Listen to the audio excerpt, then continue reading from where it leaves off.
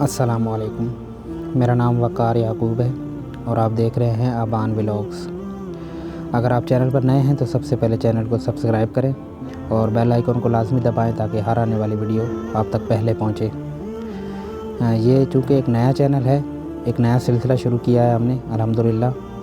جس میں Islamic videos بنائی جائیں گی اور اسلامک مواد ہی کوشش کی جائے گی کہ آپ تک پہنچایا جائے، اور میری کوشش ہوگی کہ زیادہ سے زیادہ اتھینٹک احادیث ہی آپ تک پہنچاؤں تاکہ سمجھنے میں بھی آسانی ہو اور کوئی اختلافی مسئلہ بھی جو ہے ہم ڈسکس میں نہ لائیں، بلکہ ایک جنرل مسائل، ایک اسلامی زندگی اسلامی اصولوں کے مطابق کیسے گزاری جائے، اس کے متعلق جو بھی قرآن اور حدیث ہمیں بتاتا ہے وہ میں منوان آپ تک پہنچاؤں۔ دوستو، آج جو ویڈیو کا ٹاپک ہے وہ ہے صدقہ۔ صدقہ کیا ہے، صدقے کی کیا فضیلت ہوتی ہے، صدقہ کیوں ضروری ہوتا ہے، ان سب چیزوں کے بارے میں ہم آج سیکھیں گے اور جانیں گے کہ قرآن اور حدیث ہمیں اس بارے میں کیا رہنمائی فرماتے ہیں۔ تو سب سے پہلے جان لیتے ہیں کہ صدقہ ہے کیا۔ صدقہ مال کا وہ حصہ کہلاتا ہے جسے کوئی شخص اپنے مال میں سے اللہ تعالیٰ کی رضامندی اور اس کا قرب حاصل کرنے کے لیے نکالے، خواہ وہ واجب ہو یا نفل۔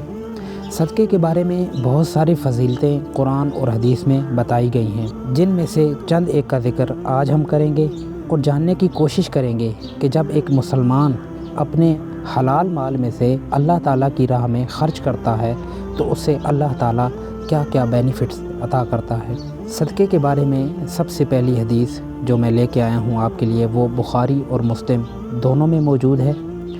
رسول اللہ صلی اللہ تعالیٰ علیہ وآلہ وسلم نے ارشاد فرمایا، جو شخص کھجور برابر خواہ صورت میں ہو خواہ قیمت میں ہو حلال کمائی میں خرچ کرے، اور یہ جان لو کہ اللہ تعالیٰ صرف حلال مال ہی قبول کرتا ہے، تو اللہ تعالیٰ اسے اپنے دائیں ہاتھ سے قبول کرتا ہے اور پھر اس صدقہ کو صدقہ دینے والے کے لیے اسی طرح پالتا ہے جیسا کہ تم میں سے کوئی شخص اپنا بچڑا پالتا ہے، یہاں تک کہ وہ صدقہ یا ثواب ایک پہاڑ کی مانند ہو جاتا ہے۔ دوستو، آپ نے دیکھا اللہ تعالیٰ کے رسول صلی اللہ تعالیٰ علیہ وآلہ وسلم نے کیا ارشاد فرمایا۔ اب آپ دیکھیں کہ اس حدیث میں ہمیں کیا چیز سیکھنے کو ملی۔ کسب کے معنی ہوتے ہیں جمع کرنا۔ یہاں کسب طیب سے مراد وہ مال ہے جسے حلال ذریعوں سے جمع کیا جائے، یعنی شرعی اصولوں کے تحت ہونے والی تجارت و صنعت، زراعت، ملازمت اور وراثت یا حصہ میں آنے والا مال یقیناً اللہ تعالیٰ کے ہاں قبول بھی ہے اور مال طیب بھی ہے، اور اللہ تعالیٰ حلال مال قبول فرماتا ہے۔ اس میں اسی طرف اشارہ ہے کہ بارگاہ الوہیت میں صرف اور وہی صدقہ قبول کیا جاتا ہے جو حلال ذرائع سے حاصل کیا جائے، یعنی غیر حلال یا حرام مال آپ اللہ تعالیٰ کی راہ میں صدقہ نہیں کر سکتے۔ اگر آپ کر بھی دیں تو اس پر آپ کو کوئی ثواب نہیں ملے گا، کیونکہ اللہ تعالیٰ تو صرف حلال مال ہی قبول فرماتا ہے۔ اس میں یہ نقطہ بھی پیدا ہوا کہ حلال مال اچھی اور نیک جگہ پر ہی خرچ ہوتا ہے، اللہ تعالیٰ اسے اپنے دائیں ہاتھ سے قبول فرماتا ہے۔ اب اس کا کیا مطلب ہے کہ اللہ تعالیٰ اپنے دائیں ہاتھ سے قبول فرماتا ہے؟ یعنی اس کا مطلب یہ ہے کہ اللہ تعالیٰ کی راہ میں خرچ کیا جانے والا مال بارگاہ الوہیت میں جو حلال مال ہوتا ہے وہ کمال قبول کو پہنچتا ہے، اور اللہ تعالیٰ حلال مال خرچ کرنے والوں سے بہت زیادہ محبت فرماتا ہے، ان سے خوش ہوتا ہے۔ اور یہاں جو دائیں ہاتھ کا ذکر کیا گیا ہے یہ محاورتاً اور عرفاً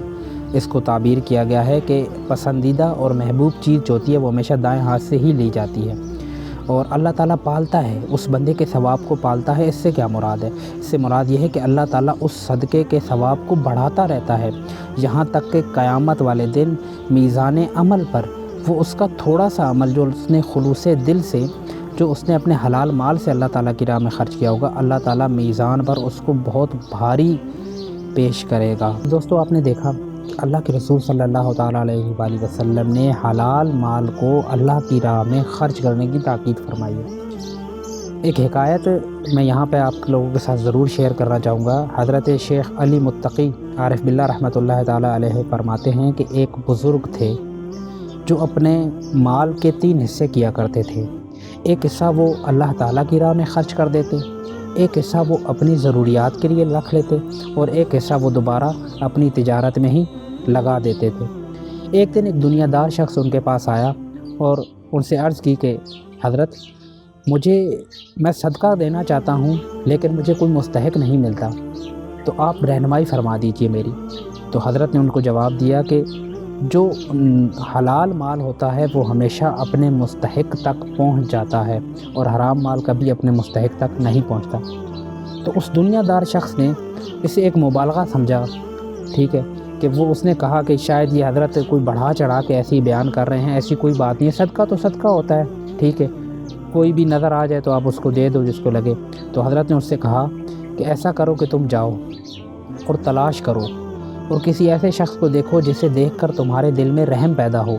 اور تمہیں لگے کہ یہ شخص صدقے کا مستحق ہو، اسے اپنا صدقہ دے دینا۔ تو وہ دنیا دار شخص نکلا اور اس نے دیکھا تھوڑا سا آگے جا کے کہ اسے ایک بوڑھا نابینا شخص نظر آیا اور اسے دیکھ کر اسے لگا کہ یہ شخص واقعی صدقے کا مستحق ہے، اور اس نے اپنی جیب سے جو صدقہ دینا چاہتا تھا جتنی رقم اس کے حوالے کر دی اور وہ وہاں سے چلا گیا۔ اگلے دن وہ شخص وہاں سے گزرا، وہ دنیا دار شخص اسی جگہ سے گزرا تو اس نے دیکھا کہ وہ نابینا بوڑھا جو ہے وہ کسی اور شخص کو یہ بات بتا رہا ہے کہ کل مجھے ایک شخص نے میری حالت پر رحم کر کے مجھے چند پیسے دیے اور وہ پیسے لے کر میں رات کو اپنے دوست کے ساتھ شراب خانے گیا اور میں نے خوب شراب پی۔ وہ شخص جب اس نے یہ سارا واقعہ سنا تو وہ بھاگتا ہوا حضرت کے پاس پہنچا اور سارا ماجرا بیان کیا۔ تو اس وقت اس نیک شخص نے، اس صالح شخص نے اپنی جیب سے 1 درہم نکالا اور اسے کہا کہ جاؤ اور جو شخص تمہیں سب سے پہلے نظر آئے نا یہ اسے دے دینا۔ تو اس کے دل میں خیال تو خیر بہت تھے لیکن اس نے حضرت کی بات مانی اور نکلا۔ جب وہ باہر نکلا تو تھوڑا سا ہی آگے چلا تو اسے ایک شخص نظر آیا جو بظاہر دیکھنے میں ایسا لگ رہا تھا کہ کسی کھاتے پیتے گھرانے کا ہے اور اس شخص کو صدقے کی کوئی ضرورت نہیں ہے، لیکن چونکہ حضرت کا حکم تھا تو اس نے اس پر عمل کیا اور اپنی جیب سے 1 درہم نکال کے اس شخص کے حوالے کر دیا اور تھوڑا سا پیچھے ہو کے چھپ گیا۔ وہ شخص وہیں سے مڑا اور اس نے ہاتھ میں ایک کبوتر اٹھایا ہوا تھا جو مرا ہوا تھا۔ وہ وہیں سے مڑا اور اس شخص نے اس کا پیچھا کرنا شروع کر دیا۔ تھوڑے سے دور جا کے وہ شخص ایک غار میں گیا اور وہاں سے دوسری سائڈ سے شہر کی طرف نکل گیا۔ یہ شخص بھی اس کے پیچھے پیچھے غار کی طرف گیا۔ اس نے دیکھا کہ غار میں تو کوئی بھی نہیں ہے اور وہاں ایک کبوتر پڑا ہوا ہے مرا ہوا ہے جو اس شخص نے ہاتھ میں اٹھایا ہوا تھا۔ تو یہ شخص تیزی سے بھاگا اس شخص کے پیچھے اور اسے روکا اور کہا کہ میں تمہیں اللہ کا واسطہ دیتا ہوں، مجھے بتاؤ کہ ماجرا کیا ہے۔ تو اس شخص نے اسے کہا کہ میرے بچے کئی دنوں سے بھوکے ہیں، بھوک سے بلک کر رو رہے تھے، مجھ سے دیکھا نہیں گیا، تو میں باہر نکلا کہ شاید ان کے کھانے کا کچھ انتظام کر لوں،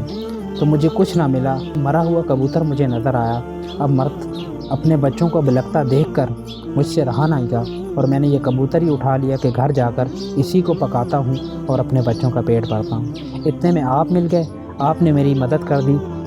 اور میں نے جو کبوتر جہاں سے اٹھایا تھا وہیں پر پھینک دیا۔ دوستو آپ غور کرو اس واقعے میں کہ ایک صدقہ وہ تھا جو اس شخص نے دیا تھا جس میں حلال حرام کی کوئی تمیز نہیں تھی، یقیناً وہ حرام مال ہی تھا اس کے پاس، اسی لیے تو وہ اپنے مستحق تک نہیں پہنچا۔ اور ایک وہ درہم تھا جو حضرت شیخ نے ان کو عطا کیا تھا اور کہا تھا کہ اس کو صدقہ کرنا جو تمہیں پہلے نظر آئے، اور اسے وہ شخص نظر آیا جو حقیقت میں مستحق تھا کیونکہ وہ حلال کمائی کا تھا۔ حلال کا 1 درہم بھی حرام کے کروڑہ درہم سے یا کروڑوں روپے سے بہتر ہوتا ہے۔ حدیث نمبر 2،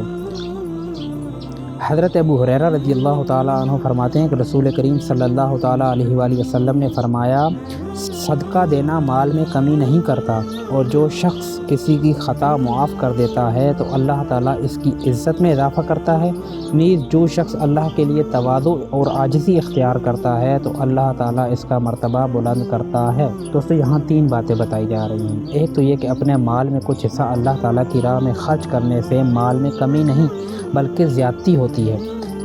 اور اس مال میں خیر و برکت ہوتی ہے، اس سے بلائیں اور آفات جو ہیں وہ ٹل جاتی ہیں، اور اس کے نامہ اعمال میں ثواب بھی زیادہ لکھا جاتا ہے۔ اور دوسری بات جو اس حدیث میں بتائی گئی ہے کہ جو شخص طاقت رکھنے کے باوجود قصوروار سے اس کی خطا معاف کر دے اور اس سے درگزر کر دے تو اللہ تعالیٰ دنیا اور آخرت میں اس کی عزت افزائی فرماتا ہے۔ اور تیسری بات اس حدیث میں جو بتائی گئی ہے کہ جو شخص دنیا داری کے لیے نہیں، صرف اور صرف اللہ تعالیٰ کی رضا کے لیے عاجزی اور تواضع اختیار کرتا ہے تو اللہ تعالیٰ دنیا اور آخرت میں اس کا مرتبہ بلند کرتا ہے۔ دوستو غور کریں آپ کہ اللہ کے رسول صلی اللہ تعالیٰ علیہ وآلہ وسلم نے کیسے کیسے انعامات بتائے ہیں صدقہ دینے والوں کے لیے۔ اللہ تعالیٰ سے دعا ہے کہ اللہ تعالیٰ ہم سب کو زیادہ سے زیادہ صدقہ دینے کی توفیق عطا فرمائیں۔ ایک حدیث میں آتا ہے کہ دینے والا ہاتھ لینے والے ہاتھ سے بہتر ہوتا ہے، تو دعا کیجئے کہ اللہ تعالیٰ ہمیں دینے والوں میں سے بنائے، نہ کہ لینے والوں میں سے۔ اس کی ویڈیو کا اختتام یہیں پر کرتے ہیں۔ انشاءاللہ بہت جلد دوسری ویڈیو لے کر آپ کی خدمت میں حاضر ہوں گا۔ تب تک کے لیے اللہ حافظ۔